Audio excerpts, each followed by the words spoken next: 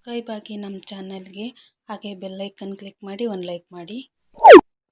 SRitwika cooking and creativity ಚಾನಲ್ಗೆ ಸ್ವಾಗತ friends. ಇವತ್ತಿನ ವಿಡಿಯೋದಲ್ಲಿ ನಾನು ಮೆಂತ್ಯ ಸೊಪ್ಪಿನ ಪಲ್ಯವನ್ನು ಮಾಡೋದು ತೋರಿಸ್ಕೊಡ್ತಾ ಇದ್ದೀನಿ. ಒಂದು ಕಟ್ಟಷ್ಟು ಮೆಂತ್ಯ ಸೊಪ್ಪು ಬಿಡಿಸಿಟ್ಟಿದ್ದೀನಿ. ನಂತರ ಈರುಳ್ಳಿ, ಹಾಗೆ ಜೀರಿಗೆ ಮತ್ತು ಸಾಸಿವೆ, ಕಡಲೆಬೇಳೆ ಮತ್ತು ಉದ್ದಿನಬೇಳೆ, ನಂತರ 1/4 ಟೀ ಸ್ಪೂನಷ್ಟು ಅರಿಶಿಣ, ನಂತರ 1 ಸ್ಪೂನಷ್ಟು ಚಿಲ್ಲಿ ಪೌಡರ್. ನೀವು ಬೇಡ ಅಂದರೆ ಹಸಿಮೆಣಸಿನ್ಕಾಯಿ ಯೂಸ್ ಮಾಡ್ಕೊಳ್ಬೋದು. ನಂತರ ಉಪ್ಪು, ಹಾಗೆ ಕೊತ್ತಂಬರಿ ಸೊಪ್ಪು. ನೋಡಿ ಫ್ರೆಂಡ್ಸ್, 2 ಟೊಮೊಟೊನ ಈ ರೀತಿ ಕಟ್ ಮಾಡಿ ಇಟ್ಕೊಂಡಿದ್ದೀನಿ ಫ್ರೆಂಡ್ಸ್. ನಂತರ ರುಚಿಗೆ ಎಣ್ಣೆ, ಹಾಗೆ ಕಡಲೆ ಬೀಜ. ನೋಡಿ ಫ್ರೆಂಡ್ಸ್, ಈಗ ಯಾವ ರೀತಿ ಮಾಡೋದು ಅಂತ ನೋಡೋಣ. ತುಂಬಾ ಈಸಿಯಾಗಿ ಬಹಳ ಬೇಗನೆ ಈ ಒಂದು ಮೆಂತ್ಯ ಸೊಪ್ಪಿನ ಪಲ್ಯವನ್ನು ಮಾಡ್ಕೊಳ್ಬೋದು ಫ್ರೆಂಡ್ಸ್. ಈಗ ಒಂದು ಬಾಣಲೆಯನ್ನು ಇಟ್ಟು ಅದಕ್ಕೆ ನಾನೀಗ ಕಡಲೆ ಬೀಜವನ್ನು ಹಾಕಿದ್ದೀನಿ. ಇದನ್ನು ಚೆನ್ನಾಗಿ ಹುರ್ಕೊಳ್ಳಿ.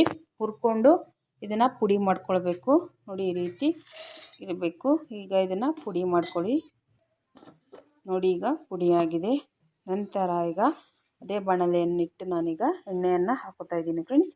ಎಣ್ಣೆಯನ್ನು ಹಾಕಿದ ನಂತರ ಈಗ ಇದಕ್ಕೆ ಸಾಸಿವೆ ಮತ್ತು ಜೀರಿಗೆಯನ್ನು ಹಾಕೋತಾ ಇದ್ದೀನಿ ಫ್ರೆಂಡ್ಸ್.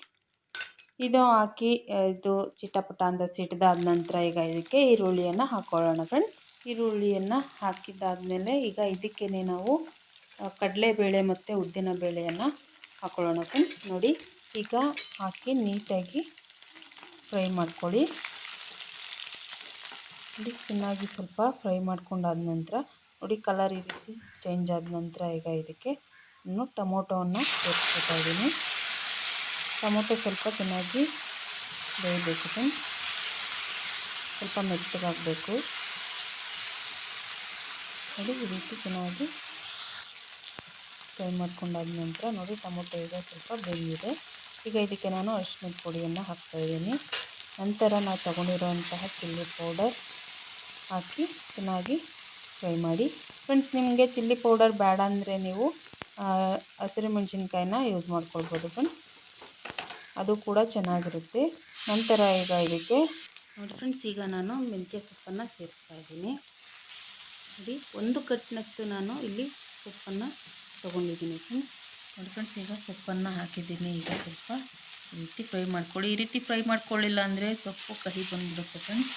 ಅದಕ್ಕೋಸ್ಕರ ಸ್ವಲ್ಪ ಚೆನ್ನಾಗಿ ಫ್ರೈ ಮಾಡ್ಕೊಳ್ಬೇಕು. ಈ ರೀತಿ ಆಡಿಸ್ತಾನೆ ಇರಿ. ಸೊಪ್ಪು ಬೇಗನೆ ಬೆಂದ್ಬಿಡುತ್ತೆ. ನೋಡಿ, ಇದರಲ್ಲಿ ಫೈಬರ್ ಅಂಶ ಜಾಸ್ತಿ ಇರುತ್ತೆ ಫ್ರೆಂಡ್ಸ್. ಆರೋಗ್ಯಕ್ಕೂ ಕೂಡ ತುಂಬ ಒಳ್ಳೆಯದು. ನಾನೀಗ 1/4 ಕಪ್ನಷ್ಟು ನೀರನ್ನು ಹಾಕುತ್ತಾ ಇದ್ದೀನಿ ಫ್ರೆಂಡ್ಸ್, ಸ್ವಲ್ಪ ಅಷ್ಟೇ. ನೋಡಿ, ಈಗ ಇನ್ನೂ ನಾನು ಉಪ್ಪು ಹಾಕಿಲ್ಲ. ಯಾಕಂತ ಹೇಳಿದ್ರೆ ಫಸ್ಟೇ ಉಪ್ಪು ಹಾಕಿದ್ರೆ ಸೊಪ್ಪು ನೀರು ಬಿಟ್ಕೊಳ್ಳುತ್ತೆ, ಹಾಗೆ ಸ್ವಲ್ಪ ಕಹಿ ಆಗಿಬಿಡುತ್ತೆ. ಅದಕ್ಕೋಸ್ಕರ ಈ ರೀತಿ ಚೆನ್ನಾಗಿ ಫ್ರೈ ಆದ ನಂತರ ಉಪ್ಪನ್ನು ಹಾಕ್ಕೊಳ್ಳಿ. ನಂತರ ಇದೆಲ್ಲ ಆದಮೇಲೆ ಈಗ ಕೊತ್ತಂಬರಿ ಸೊಪ್ಪನ್ನು ಹಾಕೋತಾ ಇದ್ದೀನಿ ಫ್ರೆಂಡ್ಸ್. ಈಗ ಕೊತ್ತಂಬರಿ ಸೊಪ್ಪು ಹಾಕಿದಾದ ನಂತರ ನಾನು ಈಗ ಇದಕ್ಕೆ ಏನು ನಾವು ರುಬ್ಬಿಟ್ಕೊಂಡಿದ್ವಲ್ಲ ಫ್ರೆಂಡ್ಸ್, ಕಡಲೆಕಾಯಿ ಬೀಜದ ಒಂದು ಪುಡಿಯನ್ನು ಈಗ ಹಾಕ್ತಾಯಿದ್ದೀನಿ ಫ್ರೆಂಡ್ಸ್. ಈ ರೀತಿ ಹಾಕಿ ಸ್ವಲ್ಪ ಚೆನ್ನಾಗಿ ಫ್ರೈ ಮಾಡಿ. ಸೊಪ್ಪಂದ್ರೇ ಮೊದಲೇ ಆರೋಗ್ಯಕ್ಕೆ ತುಂಬಾ ಒಳ್ಳೆಯದು. ಹಾಗಾಗಿ ಅದರಲ್ಲೂ ಈ ರೀತಿ ಸ್ವಲ್ಪ ಡಿಫ್ರೆಂಟಾಗಿ ಮಾಡ್ಕೊಂಡು ತಿಂತಾಯಿದ್ರೆ ಚೆನ್ನಾಗಿರುತ್ತೆ ಫ್ರೆಂಡ್ಸ್.